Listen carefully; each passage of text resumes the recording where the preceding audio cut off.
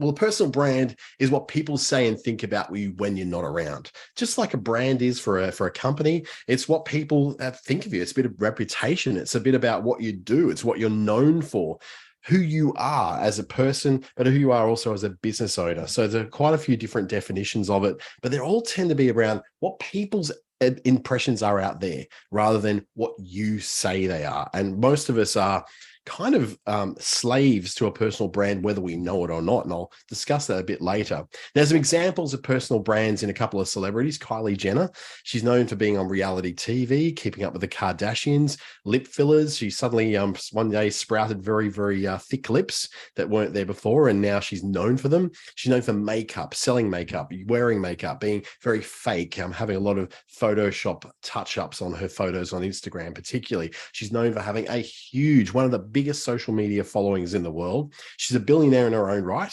and is known for being very unfriendly and very unapproachable.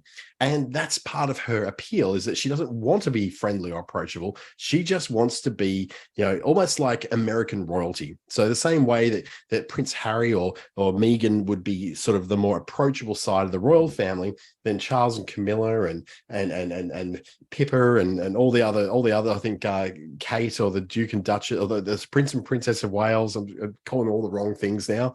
And his and her majesties, they're not very approachable, but they are considered to be quite friendly compared to the more aloof monarchy we've had before. All personal brands, they like that.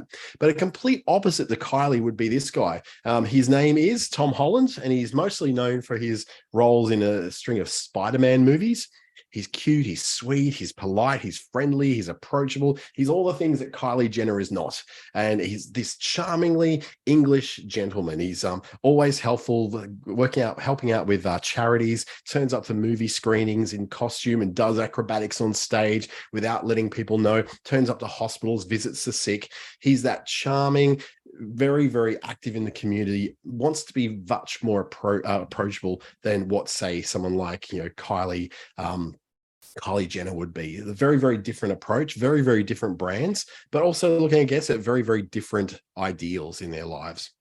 So it makes you think, what do your colleagues, what are your friends, what are your family, and what do others think about you when you're not around? Which also then gets us to thinking, well, I don't care what others think of me. I just should be judged on my merit, not my personal reputation. Especially when it comes to business, you think that quality goods, good customer service, all those things should be enough for people to choose you over the competition for your business. Unfortunately, it's just not. It's just not enough anymore. We simply know now that people don't necessarily choose from a list of pros and cons. They don't necessarily make logical decisions when they decide to buy a product or subscribe to a service or to hire someone in. It much happens because of an emotional connection or some sort of emotional reason than any other reason at all. And when I think about it too, like I have a very, very defined personal brand that I've worked very hard on over the last year and a half, particularly. And I sort of thought that I didn't want to be anxiously obsessed with what people thought of me. And it's not about that. We're not trying to become so anxious about what people, think of us. What we want to be, though, is comfortably in control of telling our own story. That's very different than being obsessed with what people think of us. That sort of a session is unhealthy, and you're never going to win that. But being comfortably in control of telling your own narrative, that's a whole different story. What it means is that you're telling enough that that's what people will think, as opposed to telling nothing and letting people make up things inside their heads. Because after all, we already have a personal brand, whether we like it or not. People already have opinions about us. People already think about us in certain ways and shapes and forms. We just don't necessarily know what they're thinking, or we haven't put a lot of thought or even, even stopped to go, wow, people actually think of me. But there is a certain level they think of us. Now, it's not as obsessive as what we may think of ourselves. After all, people spend 98% of the time thinking about themselves. 1% of the time thinking about those closest to them, about 1% of the time thinking about anyone else. But you do still have a personal brand, and that comes out in people's heads. They're not going to tell you what those things are. So why personal brand has become so important in the last 10 years, particularly, is because I suppose information is much more easily available about who we are as people, from LinkedIn profiles to Facebook profiles, Instagram profiles, to our activities online, websites about us, information in news articles about us, all the SEO we do about ourselves and our business that's out there. There's tons of information. I go and Google myself sometimes and get shocked by the amount of information that's out there. But I've also actively participated in putting that information out there over the last 20 years, let alone the last 10. And because of that, it gives us opportunities. So we want to walk through the ladder of life. Well, we've got to think that sometimes that it's not only our merits and our hard work that get us there, but some of the work we've done to be someone who is approachable, friendly, hireable, bankable, someone who is investable, someone who people just feel like they're attracted to because we seem to fit the journey that they're on. We're meeting them at their point in the ladder of their lives as well. It's also one of those things where we go, how easily do we move through life? Like, for instance, the last couple of years, while they've been very hard professionally for me, I haven't had to have an interview or reference check since 2003 because there is simply a lot out there about me in the industries I've worked with. I was being very well known. So the last the two contracts that I've taken up with CDU and Darwin Innovation Hub, I didn't actually have to go through an interview or reference check process because I was brought in by request from them because of what they knew that I'd already done. It's very obvious out there online what I do. Just go to my LinkedIn profile and you can see all that. And you can see the social proof by people interacting with me as well, that I clearly have some idea of what I'm doing. I'm very aware of what I'm doing, but I'm also very competent at what I do as well. So they don't need to do those checks and balances because they've got a whole bunch of people on social media that make it really obvious for me. So that's one thing that obviously having a strong personal brand has been very much as an advantage to me.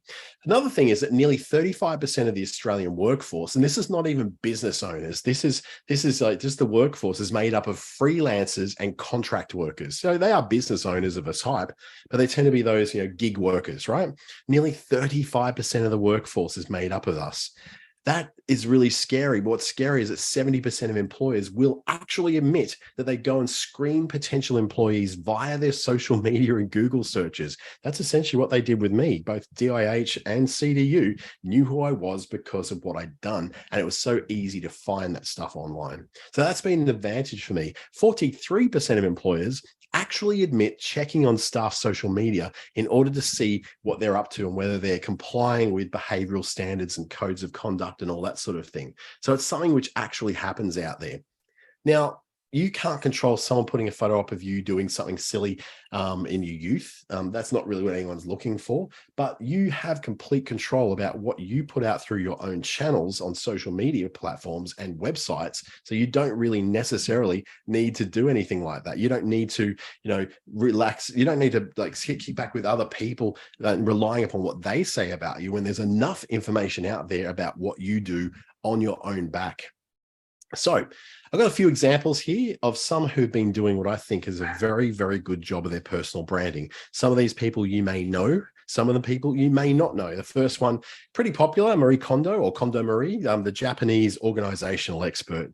She is always on brand. Everything about her has always been around about organization. It's even so well known that her whole approach to life is if it doesn't spark joy, throw it out. So if something doesn't spark a certain joy in you, then get rid of it. Stop cluttering up your life full of things that do not matter. And it's a very strong philosophy. Now, I have never watched Marie Kondo's television show. I've never read a single book of hers. I've never even read an article that she's written, but I know all about her. I know that that's her thing. I know about the sparking joy because of the amount of stuff that's been said about her, that she's very carefully crafted, carefully curated, and carefully distributed around the internet about herself. And that's what caused her to get picked up for a book, then get picked up for a TV series, so that she's now this international superstar. Another example is Brené Brown. Now, Brené Brown is, yes, she's an academic and worked in universities. She's a Texan mum. But there's nothing that outstanding about her. There has never been anything you can look in her resume and go, wow, you should be a superstar. But she is a superstar, made millions, speaks all around the world, a highly sought after speaker and researcher in what she does. She works in the realm of empathy and in feeling better about yourself, self-improvement, essentially.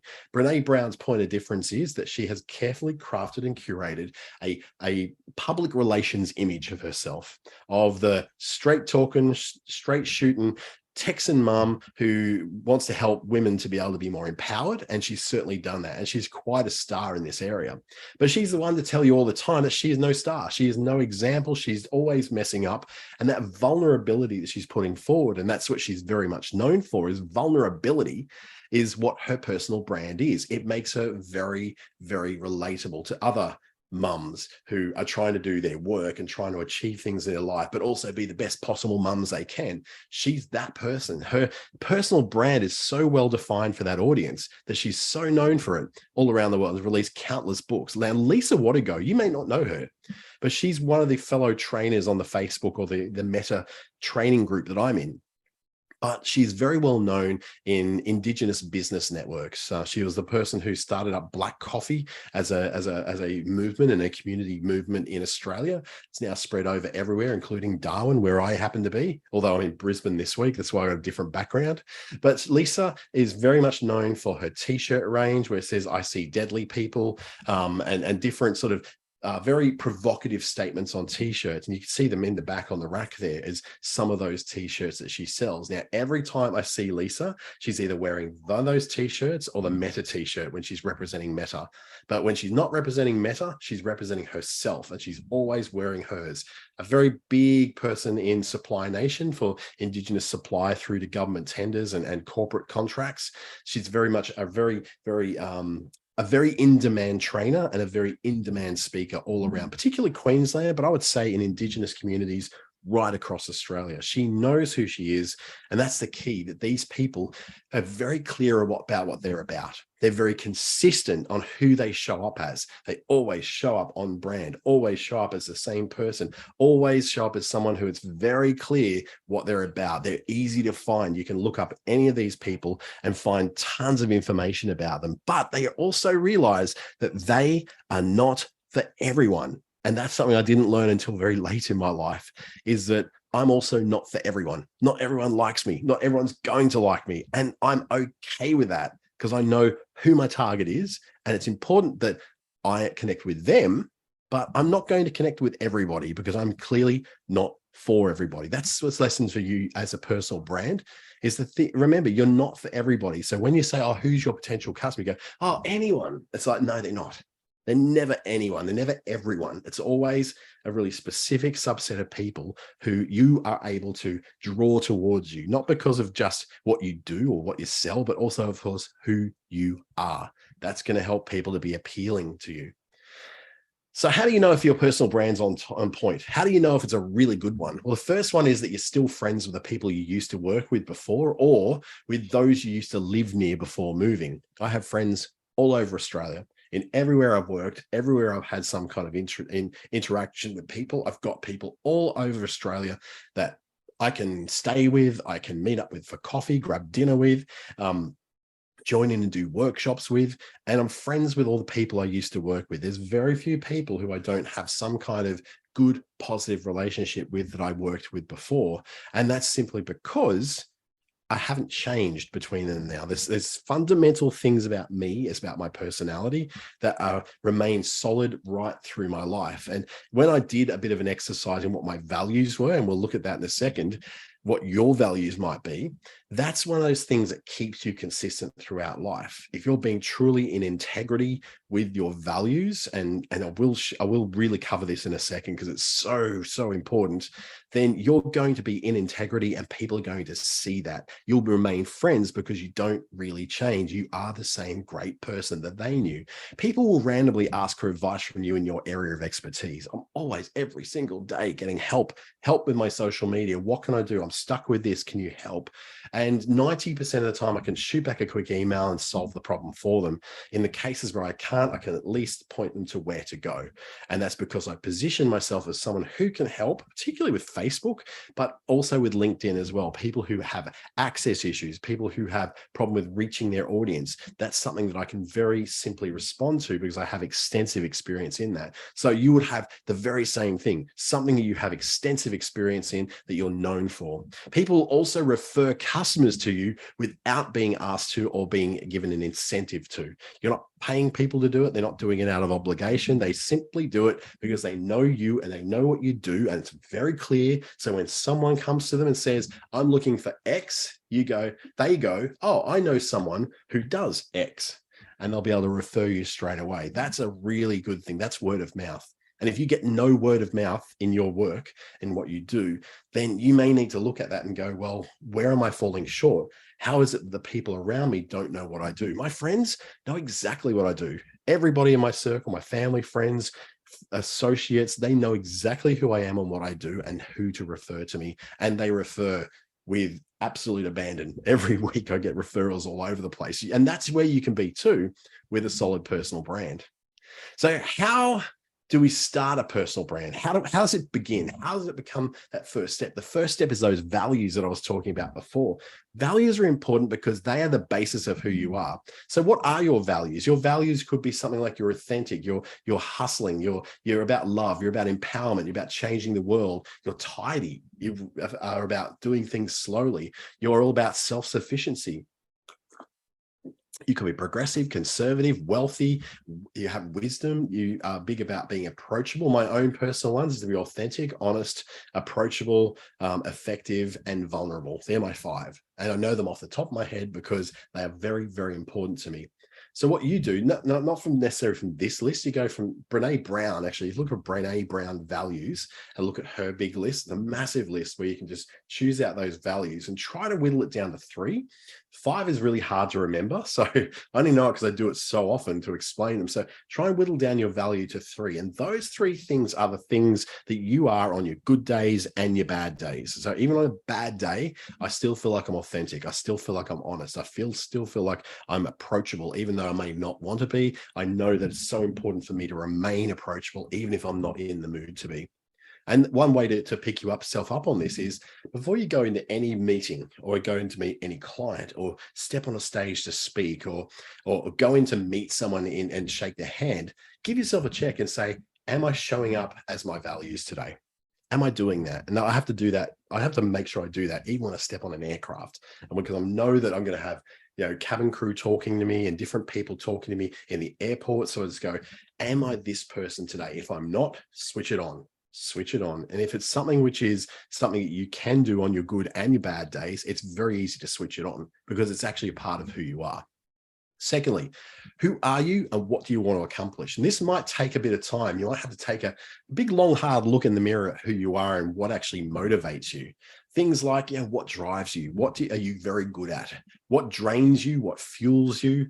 What environments do you work best in? What industries do you find the most interesting? Where do you want to be at the end of your career? Or what impact do you want to have? Or what legacy you want to leave behind? All these things drive that question of who you are and what you want to accomplish. You need to be clear on those things, not so you know where you're going in life, but because when you have these things, it's like a rudder that's turned into a certain direction that allows you to easily then communicate what answers are to all these questions. So if you know the answers to those questions, then you know how to choose the right kind of people around you. And when you know who you are and what you're doing and all that, then you know who are the people that are going to come and gather around you. And you want to be around people who are driven by similar things to you. You want to be around people who see value in what you've got to say. You want to be around people who are likely to want to follow what you do. And that little community building effort is so important because where you can't reach, people in your community and people who are in your following and your audience, they can reach those people. Number 3, what are you great at and what do you love doing? In the intersection of that, you've got the opportunity to find the things that you're great at because you're likely to do them again because you're very good at them, but also the things you love doing, the things that spark joy, like Kondo Marie would say. What do you love doing? And the reason why I ask what do you love doing, because you're much more likely to wake up on those bad days and still want to do it because you love doing it. My job and my work, I absolutely live for. I love it. I wake up every morning and I don't feel like, oh, another day of work. I wake up and bounce out of bed and can't wait to get started. It's so much variety, so many different people I get to meet. So that part of you, find that intersection between what you're great at and what you love doing. There's an exercise which I won't go into here, but it's excellent. When I did it, I was surprised by when I combined what I love the most in life and what I'm great at. I came up with exactly what I happen to be doing. So I use this process called Ikigai. Ikigai is basically, maybe translated as your purpose in life.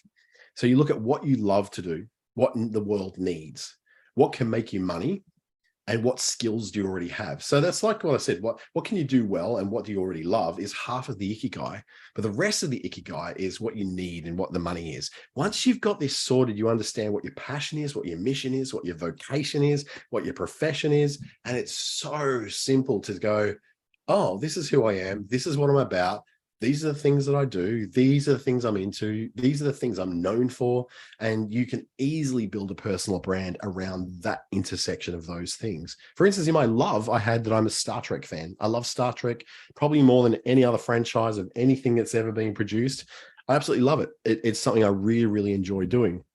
When it comes to the skills, well, then I'm not really sure about the skills because, well, I've got so many of them. So the skills are certainly not in Star Trek because that's a fantasy environment. So with all that in mind, you come across with the thing that you are known for. Number 4 is what is uniquely you? What is it about you that is so unique? And that could be something like, what are your specific strengths? What are the things that you are very, very good at? And then you maybe can take those with what you get complimented on, what you've excelled at and done really well at in the past, what you do better than most other people. These are all the strengths that you then start to write about on things like social media. You start talking about them. You do workshops about those things, not about the things you know nothing about, but the things you know you're really good at. There's a reason why I'm doing a workshop today about personal branding, because it's something I'm really good at. I'm very strong in that area. Who are your people? Who are the people who are going to gather around you? Now, that will depend upon what your interests are. If you know who you are, then you will know who your audience is going to be. So let's just say if you had a broad area of interest, it's probably going to be a lot easier to find people. But when you find a specific type of people within that broad interest of area and a specialized area of expertise within that broad interest area, then you're going to find your people. So you start off with something really wide, because basically whatever is broad is kind of already saturated. If you want to help people, that's great, but there's a billion people out there in the world who want to help people. So you need to find that niche because it's more open. It's more open to new people coming into it. And it's much better for those people who are looking for very specific people to solve very specific problems in their life, their business, their education, their careers, whatever it is that you're offering to them. So let's just say, for instance, I want to help women.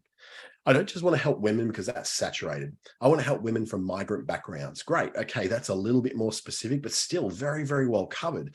I want to help women from migrant backgrounds gain employment in Australia. That's where you get really super specific. So it's very easy to describe who you are and what you're doing. Number 6, it's time to bring that brand online. And that's all through things like a website. You'll get your own personal website. I'm talking about your name. If you want a personal brand, get a website with your name. I've got my Clickstarter website for my business. I've got my other business website, SpeakStarter. I've got my personal website, DonteSt.James.com. And that's all about me and what I offer as a consultant, as a speaker, and as a presenter. So that's my own personal website. I've got my own personal social media area. So I've got my company page of Dante St. James on both Facebook and LinkedIn. I've got my TikTok. I've got my Instagram. I don't really use Instagram and TikTok a hell of a lot, but Facebook and Instagram, in LinkedIn especially, I'm really active on there. And you'll pick the thing that works most for you, the thing that makes sense to you. And then you need to actually make content on those things. And that really helps people to understand what your personal brand is, because you're essentially answering questions that they are asking without them even having to ask them. So these 5 questions are kind of the center of what you may want to write. Now, I've got a mini course online about this at my DanteStJames.com one, which is answers how to use these questions and write something about them. First one is, what can I teach? What have I noticed? So what can I teach is about, what do you know? What's the expertise you have that you can easily turn into a workshop or into an ebook or into a social media post? What have you noticed? It's like an observation you've made in life, observation of clients, observation of industry trends. How do you think differently is your point of difference. How do you approach things differently? What is the different questions you ask? How do you see a very common problem in a very different way? And every single one of us has our little spin on things, our unique approach to things. What tools and tips can you deliver as a list? It's kind of related to your what can I teach, except you're making it, it's like a top 3 or a top 5 or a top 10 list of answers to specific common questions. The how did this outcome happen question is simply starting the answer with the end. So you go, this happened and this is how we made it happen. And it's a really compelling thing because that's storytelling. And with storytelling, just like the what have I noticed, you're telling a story of something you've noticed.